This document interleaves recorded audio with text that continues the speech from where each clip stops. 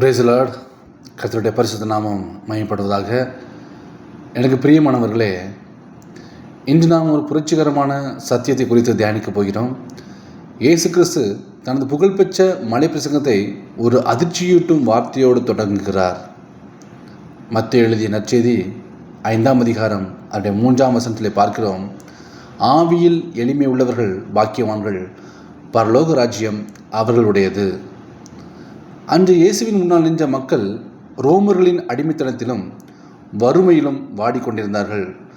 அவர்கள் தங்களை விடுவிக்க ஒரு இரட்சகர் வருவார் என்று எதிர்பார்த்து கொண்டிருந்தார்கள். ஆனால் இயேசுவோ, யார் தங்களை ஆவிக்குரிய ரீதியில் பிச்சைக்காரர்களாக உணர்கிறார்களோ அவர்களுக்கே பரலோகம் சொந்தம் என்கிறார்.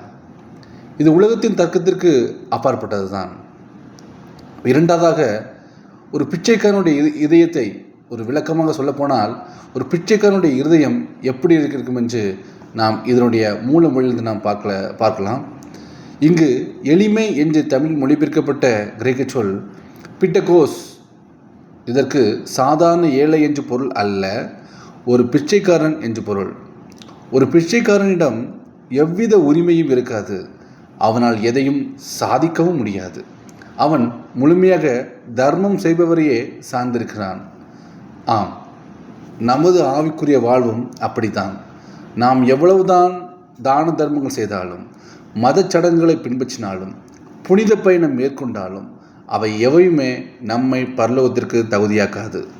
ஆண்டவரே, என் கையில் ஒன்றுமில்லை, நான் ஆவிக்குரிய ரீதியில் ஒன்றுமற்றவன், உமது கிருபை மட்டுமே எனக்கு தேவை என்று எப்போது நாம் கையேந்துகிறோமோ அப்போதுதான் பரலோக கதவு நமக்காக திறக்கப்படுகிறது. மூன்றாவது ஒரு காரியம், மத பெருமைக்கு எச்சரிக்கை. இன்று நம்மில் பலருக்கு இருக்கும் மிகப்பெரிய தடை எது தெரியுமா? அது பாவம் மட்டுமல்ல, நமது மத பெருமை, நம்முடைய குலப்பெருமை, நம்முடைய பாரம்பரிய பெருமை. நான் தினமும் ஜெபிக்கிறேன், நான் ஒழுக்கமானவன், நான் மற்றவர்களை விட மேலானவன் என்று நாம் நினைக்கும் போது நாம் அந்த பெருமையால் நிமிர்ந்து நிற்கிறோம். ஆனால் வேதம் சொல்கிறது, தேவன் பெருமை உள்ளவர்களுக்கு எதிர்த்து நிற்கிறார். ஒரு எக்ஸாம்பிள் சொல்கிறேன். கிணற்றில் விழுந்த ஒருவன் தன் சொந்த முயற்சியால் வெளியே வர முடியாது. அவனுக்கு மேலிருந்து ஒரு உதவி தேவை. அதே போல நாம் பாவக்குழியில் இருக்கும்போது நமது நல்ல செயல்கள் என்னும் கயிற்றை பிடித்து நாமே மேலே வர முடியாது. சிலுவையில் நமக்காக தொங்கிய இயேசுவின் கிருபையை மட்டுமே நாம் பற்றிக்கொள்ள வேண்டும். அப்போ இந்த நாட்களில் கடைசியாக நான் சொல்லுகிற ஒரு விடுப்பு, ஒரு அழைப்பு என்னென்னா, நண்பர்களே, பரலோகத்தின் கதவு மிகவும் தாழ்வானது. நிமிர்ந்து கொண்டு யாரும் பெருமை பாராட்டி உள்ளே நுழைய முடியாது.